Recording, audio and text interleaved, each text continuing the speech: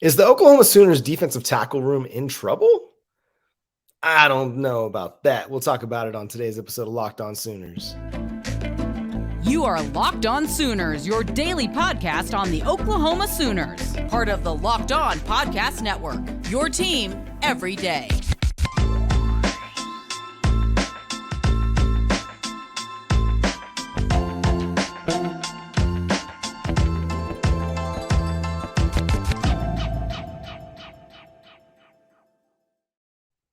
What's up, Sooner Nation? Good morning and a happy Monday morning to you. Thank you for making Locked On Sooners your first listen every single day. And shout out to all our everyday club members out there that are listening to the show every single day. My name is John Williams. You can follow me on Twitter at John9Williams. My buddy here is Josh Elmer. You can follow him on Twitter at JoshOnRef. And today's episode is brought to you by FanDuel Sportsbook, official sportsbook of Locked On. Make every moment more. Visit FanDuel.com/LockedOn today to get started.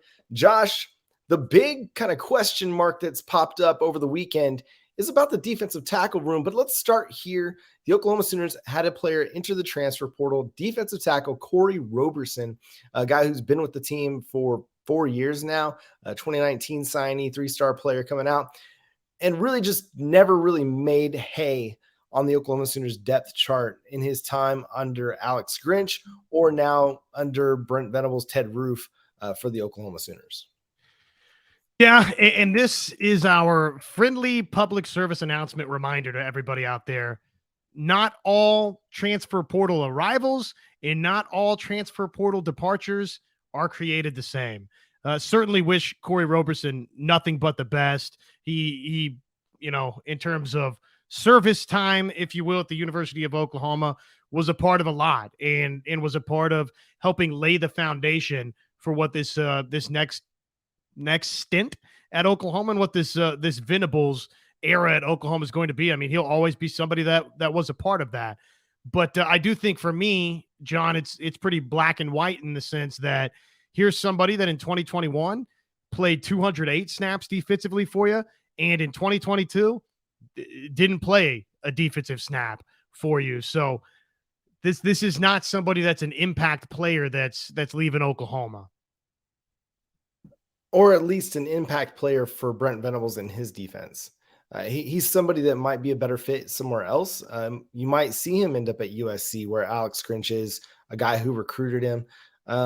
But yeah, if you've kind of been in college as long as he has and still just been a rotational defensive lineman, and you've seen Oklahoma bring in interior guys over the offseason in the first wave of the transfer portal, it kind of puts the writing on the wall a little bit. But again, best of luck to you, Kori. Hope you do find a landing spot out there that gives you an opportunity to play some. And, man, just fulfill your dreams and see wherever that takes you. But aside from that, there's been just some discussion, some talk, some of it based on, the Oklahoma breakdown. Ian Boyd, a Texas insider for On3, just kind of had a series of tweets where he really took a look at, Brent Venables, the defensive tackle position, and kind of came to the conclusion that either that one, Brent Venables was doomed, and two, that it was a nightmare scenario. And I think those are kind of big words, like exaggerations of what Oklahoma's looking like heading into 2023. I'm not going to sit here and say that they've got a great defensive tackle room right now. We don't know that. I will sit here and say that it's solid. And yeah, they've got room that they've got to improve and they've got to get better at, but I don't think it's this nightmare scenario that just means that they can't play defense. They're not going to be able to stop anybody. And Brent Venables is going to be on the hot seat after, this season or the next season. I don't know. To me, that's just kind of like Texas exaggerating propaganda out there that it's going to be okay.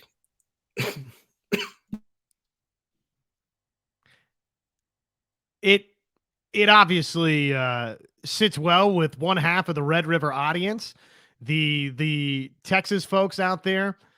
You see what Ian Boyd says, where he paints a picture that basically Oklahoma, out of desperation, has went and found a couple of Tulane transfers and transfers from elsewhere that aren't high profile defensive tackle transfers, and basically looks at the recruiting side and says, Oklahoma's brought nobody of note, nobody of significance in at defensive tackle, and paints that picture. And frankly, in some ways, there's probably some truth to that, but we don't know that that's in the land of absolutes for Oklahoma. We don't know that Sears can't be a difference maker this season at Oklahoma. We also, it also, if you're looking at what Ian Boyd tweeted out this weekend, which, do you have those tweets, John? Let's just read them verbatim. The tweet that Ian Boyd put out there that was kind of gaining some traction.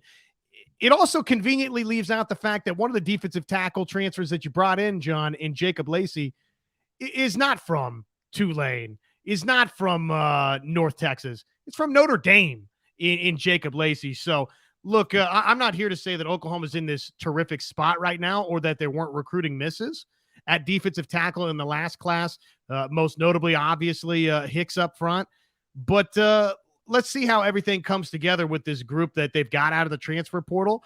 I think Isaiah Coe's an okay player. I don't think that he's this, I don't think Jordan Kelly right now or Isaiah Coe, any of these guys that we look at the situation for Oklahoma and just say that there's this wealth of NFL talent. There's concerns. Absolutely, there's concerns for Oklahoma, and I think it's fair to have a conversation about where Oklahoma's at. But it's also fair to say that Ian Boyd's out there using buzzwords for Texas fans to generate clicks, to generate attention to a very niche audience of Texas fans that like to hear that Oklahoma's in a world of hurt. And, oh, by the way, let me just go ahead and say it was a unique set of circumstances to lead to 49-0 at the Cotton Bowl. So before Texas media members want to dance on the grave of the University of Oklahoma and where OU's at, let's not get too high and mighty, Texas media members out there. You show me the last time the Texas Longhorns went and won the Big 12 Conference. So keep that in mind before you dance on the grave of Brent Venables before his tenure has run its course at the University of Oklahoma, or before you just start awarding all these accolades to one Steve Sarkisian, who, by the way, his greatest accomplishment at Texas is that mockery of a 49-0 win of Oklahoma that you won when Oklahoma's starting quarterback didn't even play in the game. Yeah, Josh. So I got those tweets. We'll just kind of run down them one by one here. He says, first, Oklahoma had moved away from recruiting big defensive tackles under Grinch. He had good reasons for his strategy, but it wasn't conducive to an easy transition for the next coach. So Venables inherited a room devoid of nose tackles or guys who could take on a double. Secondly, they walked into a hostile recruiting environment with A&M, snatching up DTs, out-of-state poachers like Georgia involved, and of course, Texas in the mix with a new staff. Thirdly, Brent Venables had very little experience with the transfer portal at Clemson because they didn't use it. And even if he did, there aren't typically many good D tackles there. I agree. OU has been taking flyers on defensive tackles from places like Tulane and Texas State, failing to leave out, or he conveniently leaves out Notre Dame, where they pick up a guy like Jacob Lacey. If you look at their recruiting at defensive tackle in 2022 and 2023, there's nothing on the horizon coming to save them. I disagree a little bit. You got Derek LeBlanc, a 4-star defensive tackle. And you know what? I've been bully on Ashton Sanders for quite some time. I really like what he's bringing to the table. Also, you got Grayson Halton, a 4-star defensive tackle that you flipped from Oregon. Like, again, Oregon, a good place for defensive players. Mario Cristobal, a good defensive coach. Dan Lanning, a good defensive coach. Grayson Halton flips from them to Brent Venables. That's 2 blue chip defensive tackles in the last 2 classes. Do you need more than that? Absolutely. Do you need to get a David Stone? Do you need to get a Williams Nwaneri? Absolutely you do. But it's not like you're absolutely devoid of talent. So calm your shorts there, Ian Boyd. If this coming season, in the coming season, they at least avoid Kansas State and Texas Tech. Oklahoma ain't trying to avoid anybody. You want to put Kansas State and Texas Tech on the schedule right now? Make Oklahoma play 15 games, 14 games. I don't care. Put them on the schedule. We ain't afraid of nobody. The challenges of stopping the SEC rushing attacks with the fronts they're developing is going to be hard to overstate. And again, it takes time to develop solutions. Yeah, they're working on it. They've got guys in-house. They're developing these guys. So stop it. They've got talent. Our concluding thought, whatever happens this year, the situation up front on defense next year for Oklahoma is going to be pretty dire without some big-time solutions, and the offense will be playing a second-year Jackson Arnold and perhaps losing another couple of draft picks. Ian Boyd, I get it. Yes, Oklahoma doesn't have any stud defensive tackles right now. But to be honest, how many schools across the country have stud defensive tackles right now? There aren't very many. You're not seeing many guys from the interior defensive line going the top 30 picks, top 60 picks. You're seeing a couple, but it's not like there's just this bevy of interior defensive line play. But again, like I mentioned, you got a 4-star Derek LeBlanc who's making waves. He's already getting a lot of second-team reps on this team as a true freshman. Todd Bates spoke very highly of this dude's work ethic and his grind. He's got the athleticism, he's got the length, he's got the size, he can add more weight, and he's going to be a really, really good 3-tech defensive tackle. Grayson Halton comes in, he can already rush the passer. Do they need to find those anchors at the 1-tech that can stop the run, eat up double teams? Absolutely they do. But they've got a guy, like I mentioned, Ashton Sanders, another guy, Marcus Strong. Are they moving the needle on the recruiting front as far as, the star status and whatnot? No, but go watch it. Just go watch these guys play. Go watch their huddle tape. They are ridiculously strong athletes that can move the pocket, move the front interior of the offensive line, get into the backfield, make plays in the running game, and make plays as pass rushers. So it's not like they're completely devoid of talent. You just got to be patient, man. Like, to sit there and throw out words like dire, doomed, nightmarish.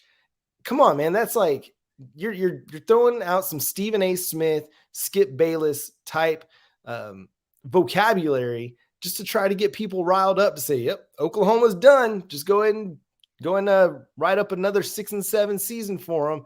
They're going to be bottom of the SEC when they get there in 2024. It's silly, man. The talent is coming. It takes time for, and I failed to understand that last season. It does take time for Brent Venables and his staff to overhaul the defense and get them in a position to be what Clemson's was. And he's talking about how, Brent Venables and Clemson never really used the transfer portal during their time. Okay.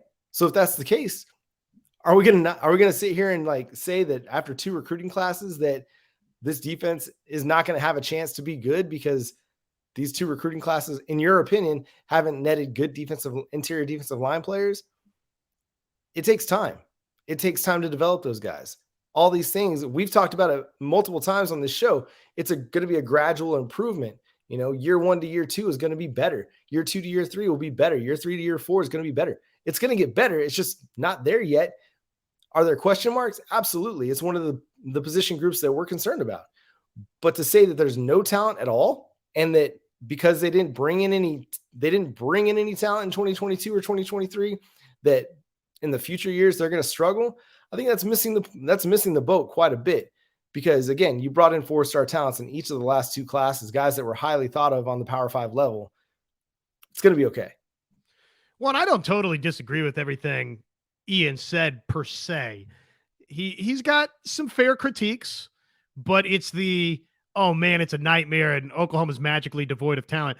Which, oh, by the way, my apologies to Devon Sears for forgetting that he's not from North Texas. He's from Texas State, which the same Texas State, by the way, that finished with a higher total defense than both Texas A&M and Texas, by the way. That Texas State that Devon Sears is coming over from.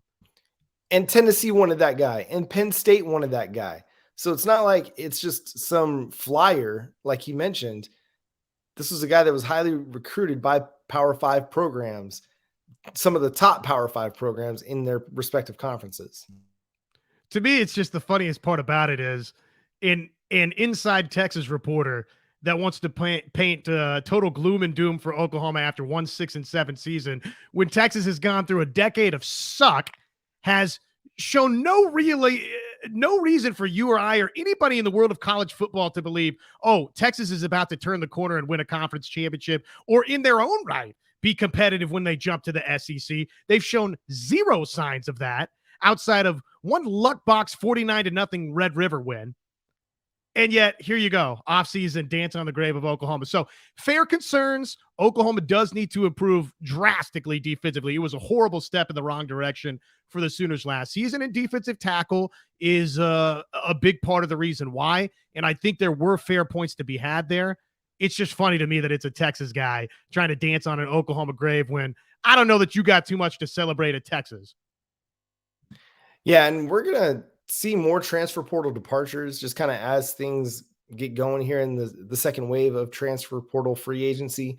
But Oklahoma spring game is coming this Saturday, and I think we'll see a lot more after that, before that, if that makes sense. Coming up next, before we talk to y'all about FanDuel, Oklahoma women's gym wins another natty. OU softball's continuing to roll, and Oklahoma State, their softball team took a big upset loss over the weekend. First, Josh on FanDuel. Yes, it is Major League Baseball season. Grand slams, no hitters, double plays. They're back, baby. And there's no better place to get in on the MLB action than FanDuel, America's #1 sportsbook. That's because right now, new customers step right up to the plate.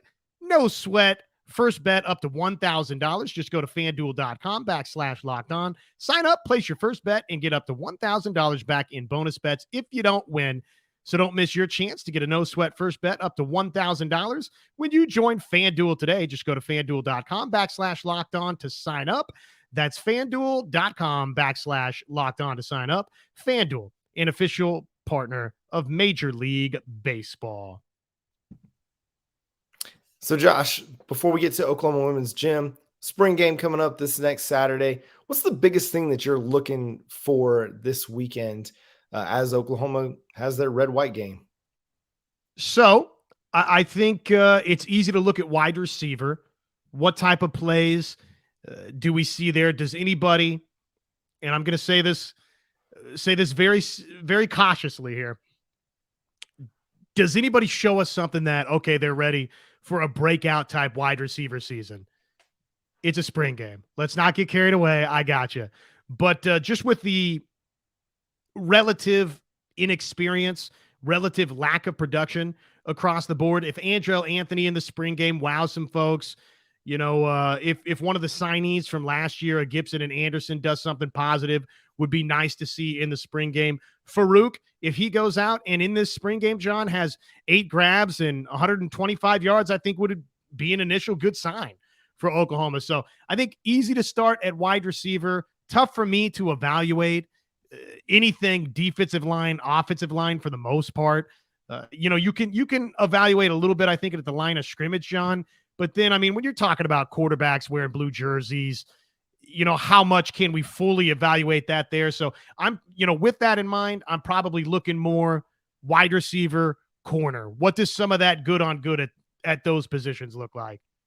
Yeah, it is hard to evaluate, especially we don't know which offensive linemen are going to be available. We know Walter Rouse has been limited at different times during spring. He's gotten more ramped up. Andrew Rame appears to be healthy. We'll see how much they put him out there and let him play.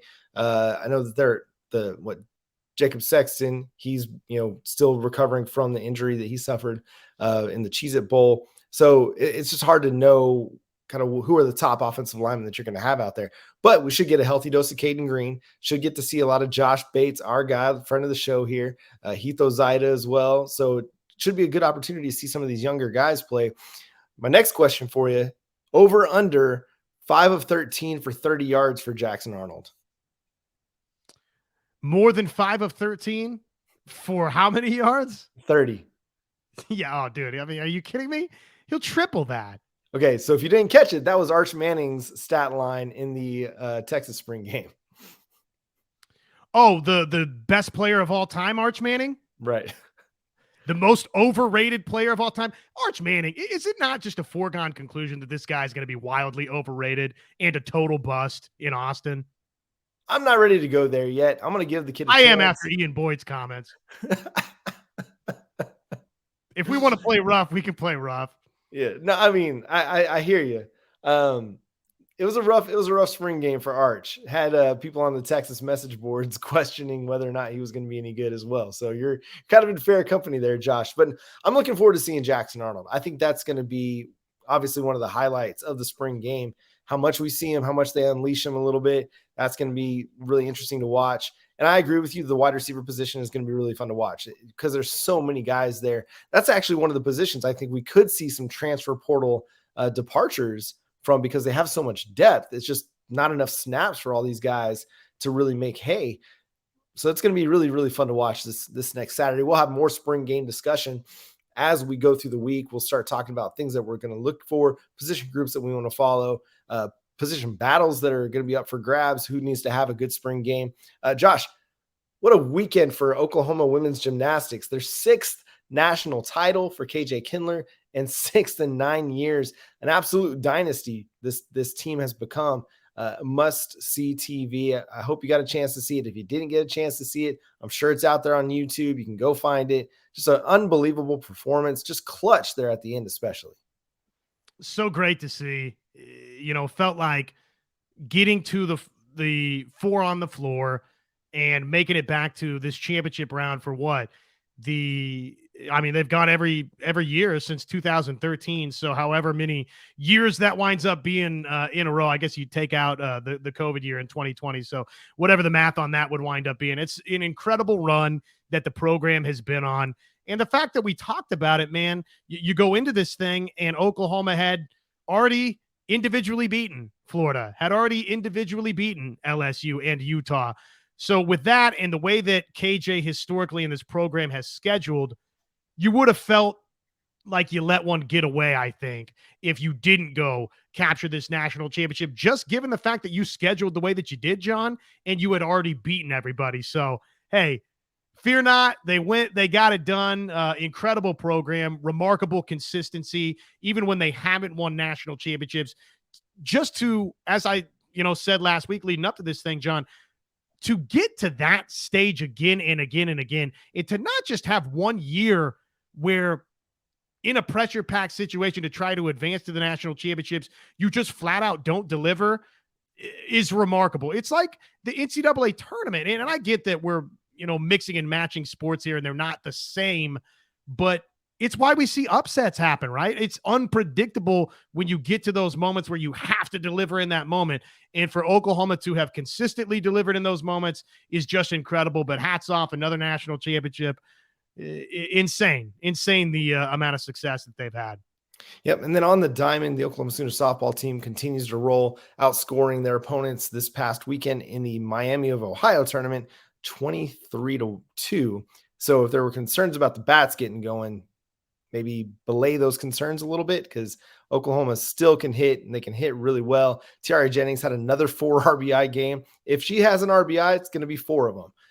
That the last 4 times she's had an RBI, she had 4 RBIs. So we just need Tiara to, mix that up a little bit, maybe have a little bit more consistency, but she's playing great. Jada Coleman, 6 for 8 in the 2 games played. Again, continuing her absolute tear. Haley Lee hits another home run. She now leads the team with 13 home runs on the season.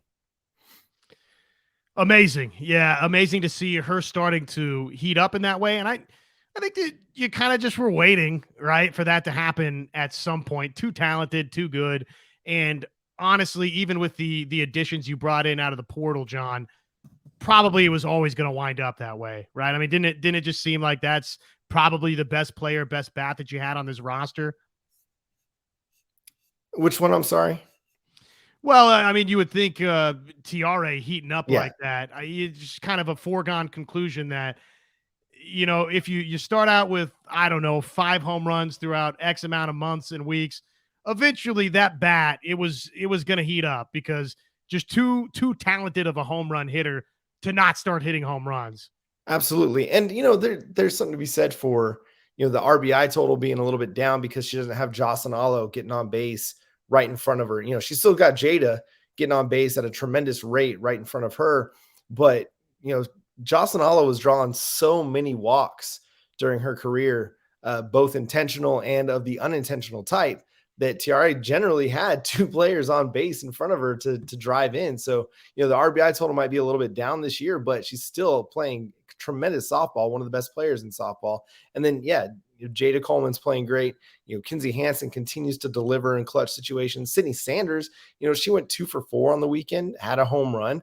Could this be the thing that kind of gets her going? Hopefully it does. But just a tremendous weekend for them. The shutout streak stopped, but Jordy Ball continued her scoreless inning streak right now that's gone back to the Texas game. She allowed the first, a run in the first inning against Texas, and then she hasn't allowed a run since then. So she's continuing to pitch really well. Just had a 1 2/3 relief appearance, but still keeping that scoreless inning streak going.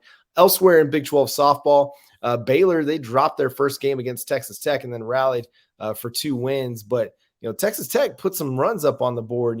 They scored 10 in the Friday night game, 11 on Saturday, and then 5 more on Sunday. They were able to get to Doriana Orme on the Friday night affair. And Doriana, she's been touched up a little bit.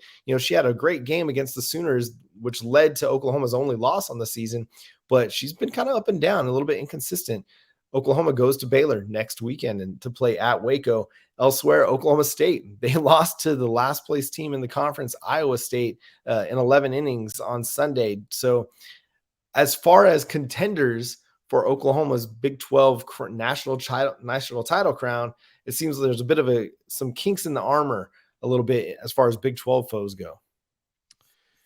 Yeah, it's a good league, and I still think Oklahoma State's a really, really good team.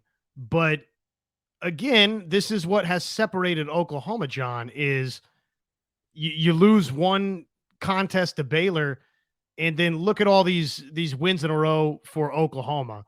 And that level of consistency and the opponents that Oklahoma has done it against, John, ranked opponents. And there's been no slip-ups anywhere else. And Oklahoma State, UCLA, I mean, take your pick of all these other teams nationally. They haven't done that the last couple of seasons. It's just been Oklahoma that has done that. So, I mean, that shows you that, again, I think that those are great teams and great programs. It's just Oklahoma's this bar above everybody else in the world of softball right now. Through 40 games last year, Oklahoma's record was 39-1. Through 40 games this year, Oklahoma's record is 39-1. They lead the nation in just about every statistical category. So if you think Oklahoma was going to drop off, you should have thought again.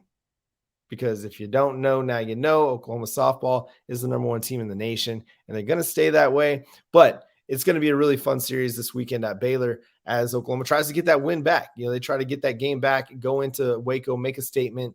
I think it's a big series for their mentality, like the psyche, like, okay, we got that one back, because we've seen Oklahoma last year was one of those. You beat them once, you don't beat them again. That's just the way it goes with the Sooners. So if Baylor knew what was good for them, you'd be ready, because Oklahoma's coming. That's right. Sooners are coming down south, 35. Might stop at Rudy's on the way. Make sure they get some Fazoli's in Waco. That was always my stop whenever we were making lacrosse road trips down through Waco. We'd stop at Fazoli's, get them endless breadsticks, carb up for Saturday and Sunday. It's always good times. But I know the exact Fazoli's you're talking about. And absolutely, that was a Helmer household stop too. That's funny. That's right. So shout out to the Fazoli's in Waco. Big fans of you here on Locked On Sooners. But until next time, thank you so much for tuning into the show. We'll be back for our live show 9 p.m. Central Time Monday night. Follow Josh on Twitter at Locked On Sooners. Follow us on Twitter at Locked On Sooners. I got them Oklahoma allergies getting me tonight. It was getting Josh on Thursday night last week. It's my turn now. So follow us on Twitter at Locked On Sooners. Follow Josh on Twitter at Josh on Ruff. Follow me on Twitter at John9Williams. And the show can be followed wherever you get your podcast. Hit that subscribe button over on YouTube and that notification bell to let you know when new episodes drop. Also hit that subscribe button, because when you do, when we go live, you get notified. You don't want to miss it. We'll be back. We'll talk spring game. We'll talk recruiting. We'll talk whatever you want to talk about as well, because that's the beauty of the live show. You get a voice in what happens on the live show. So tune in Monday night, 9 p.m. Central Time. And until then, I'm John Williams. He's Josh Helmer. Boomer Sooner.